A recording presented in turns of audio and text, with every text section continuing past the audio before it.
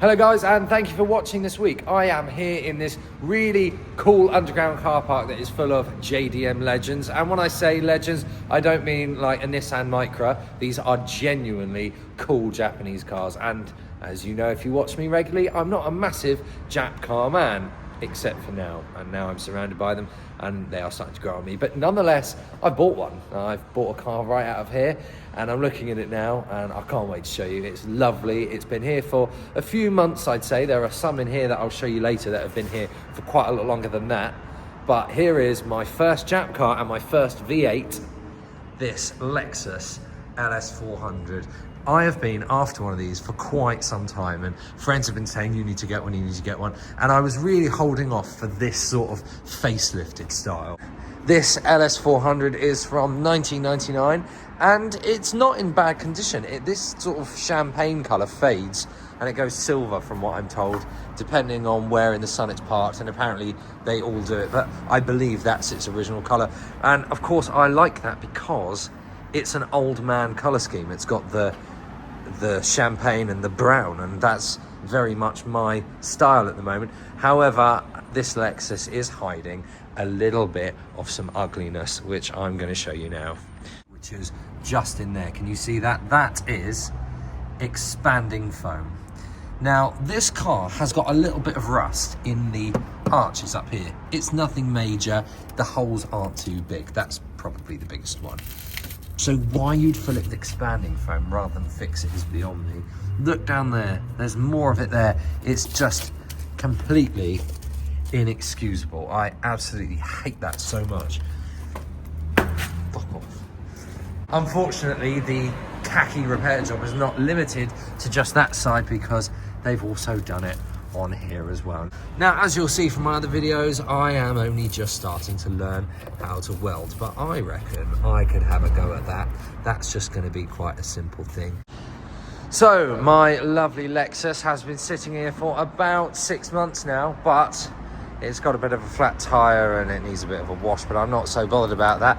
This car cost me just 500 quid, which I think is the bargain of the century when you look at that for an interior. And that as well, incredibly for this age, it's a touchscreen sat-nav. Didn't know they were even invented back then, but I think what impresses me is the rear. Obviously it's much more simple than the front, but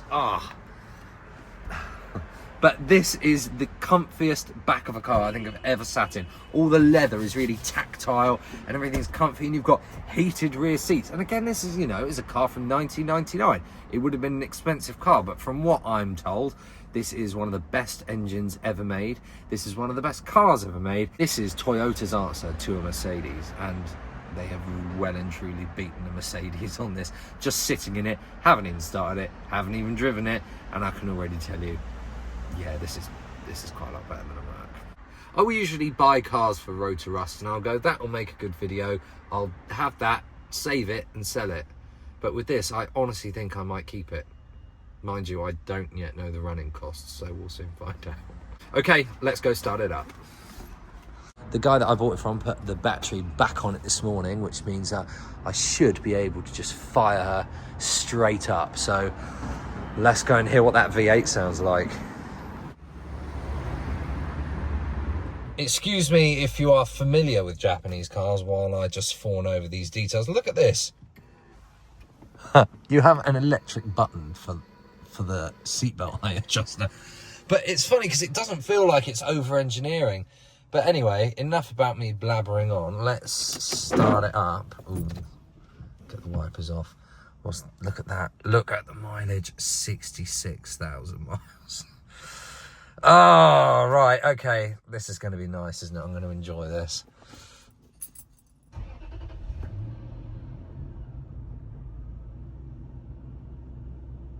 But it doesn't make any noise. What? That is incredibly quiet.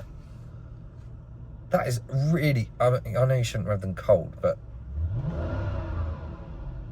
that is so smooth. Right, okay, let's go and have a look under the bonnet. Because I don't even know what it looks like under the engine bay, now would be a good time to take a look while the engine's running, I guess. Where's the thing to open the... There it is. Oh, wow. Okay, that is... Why is that so clean? God, I'd have thought that had just been valeted. I mean, there's obviously the leaves up there, but...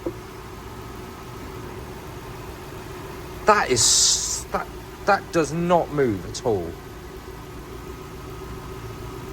And for a car that's this age, that is incredible. Now, I'm told that it does need a... Oh, no, it's got bolts. It does need a rocker gasket. I mean, it's not been running very long. I can't smell it burning any oil, and it doesn't look like it's got any oil coming off of it. But that is amazing. Even that fan's really quiet. Didn't even know that was on. I mean, this... Oh, that... I don't feel like that cable tie isn't original. If you drive a modern Lexus, please do let me know whether their quality is still as good as this. I mean, I haven't even moved an inch forward in this yet, and I'm already excited by it. I can't get over how quiet this is. And this 1UZ was well known for being one of the most reliable engines ever made. You can get the mileage that you can get out of a diesel from one of these, and they just go on and on and on. So please do let me know if you have them, what you think. What do you think of your LS400? I think this is a fantastic car. Oh, I think I'm about to become a Lexus fanboy. Oh, there's a block of wood here. I don't know if that's telling me that the battery is too small or this cradle is crap, but I like that. That's something my dad would do. I think this was owned by an old guy, and then it went to a younger guy who's had it for a year or so, and it's now in the position where he just knows he has to get rid of it. So that's why I've swooped in. But my God, what a purchase. Let's have a look what this does, because I love a 90s infotainment system. Ooh. Okay, oh, we've got some reasons to get demonetized there. Where's guidance? There it is. Look at this. Take a look at that. It lists an ABC cinema. I swear that shut down in about 2002. This does not do updates, does it? And you have no dials for any of the heating controls, so you have to press them there. In fact, that's going to... I thought, oh, no, okay. No, that is blowing dust to me, actually. Let's turn that off. And in here, look, you've got a 6 CD auto changer with mixed discs written on it. I guess that ejects. Look, I love they've even done a wood inlay on that. Oh, God, you know, that looks... I don't want to get involved with that, thank you. That can go back in there. Also, just as a reminder, this place is in a car graveyard. There are loads of dusty, classic BMWs and Jack cars sitting around in this car park with this car. So I filmed those too. I've done a video on them. Make sure that you check that out next week, or just look at my next video if this video is more than a week old. And you can go and have a look with me around at some of the really cool stuff that is lying around in here too. And there we are. That is everything I can show you today about my new LS400. Please drop a comment below with whether you think that was a good idea. I mean, 60k, a V8 and 500 quid. I don't think I could have done any better than that on anything at all. So I'm quite impressed. Please make sure that you like and subscribe to the channel for more, and check me out on Instagram at Road to Rust with the same name on TikTok as well. And I will be back, and I will see you again next week. Farewell.